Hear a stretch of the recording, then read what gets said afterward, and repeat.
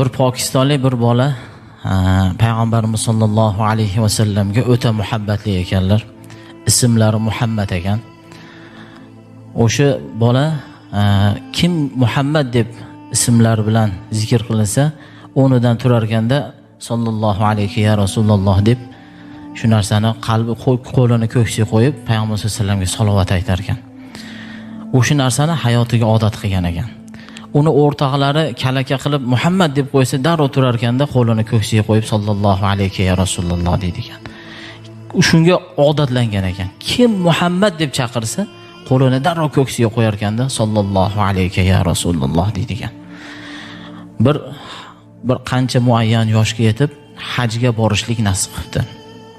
Shunda haliga xursand bo'lib, haj amalidan keyin Rasululloh sollallohu alayhi vasallamni ravzalarini borib ziyorat qilishlik menga nasib qilsin deb o'sha joyda ziyorat qilib Rasululloh sollallohu alayhi vasallam bilan salomlashib kelaman ekanda degan xursandchilik bilan haj amalini bajarishlikka hajga safarga otlanibdi.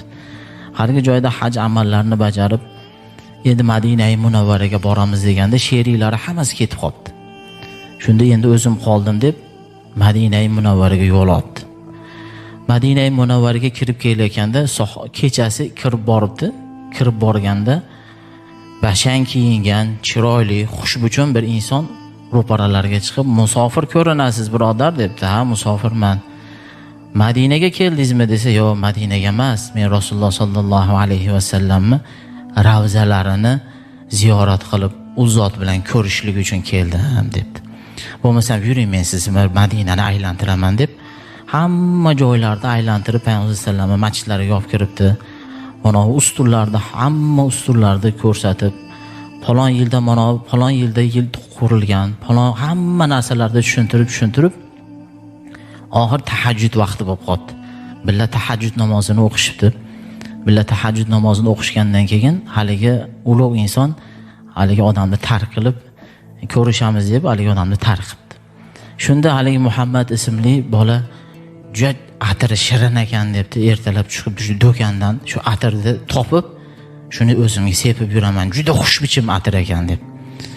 Chiqib do'konga kirib aytibdiki, bomdod to'qib bo'lgandan keyin chiqib Madinaning eng boylari sepadigan atirni menga ko'rsat debdi. Desa, "Sen bu joydan topa olmaysan, u teparoqqa chiqsang eng qimmat atirlar o'sha yerda sotiladi" debdi.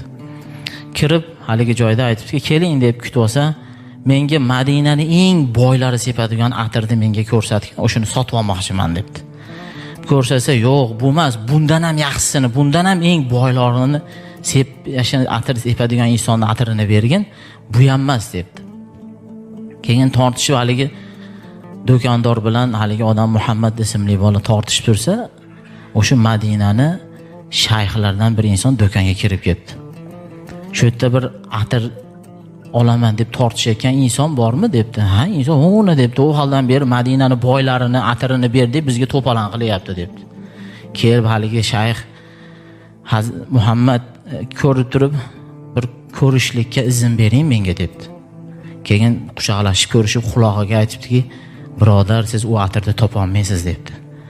"Kecha sizni billa ziyorat qilgan payg'ambarimiz sollallohu alayhi vasallam dedi. Sizni shu joyda Madinani aylantirgan Rasululloh sollallohu alayhi vasallam edi" debdi. Desa haligi bola ko'tara olmasdan qalbi jo'shib ketib, o'sha shahid qo'lida jon beribdi. Keyin do'kondorlar yugurib kelib, "Bu kim? Qanaqangi inson?" desa, "Kechqurun Rasululloh sollallohu alayhi vasallam meni tushimga kirib, falon joyga borasan, do'konga kirsang, bir inson o'sha joyda atir talashayotgan, atir olaman deb o'sha do'kondor bilan talashayotgan bo'ladi. Seni qo'lingda jon beradi, seni o'sha kafallab, yuvib, dafn qilishlik seni bo'yningga vazifa. Biz bu yerda kutib turamiz uni" debdi. Bu xotimani qarang, payg'ambarimiz sollallohu alayhi vasallamga bo'lgan har birimiz muhabbatimiz shunaqa bo'lishi kerak ekan. Chunki qiyomatda bizni do'zaxdan shafoat qilguvchi Rasululloh sollallohu alayhi vasallam bo'lar ekan. Har kuni o'zimizga o'sha Rasululloh sollallohu alayhi vasallamga salovat aytishlikni odat qilishimiz kerak ekan.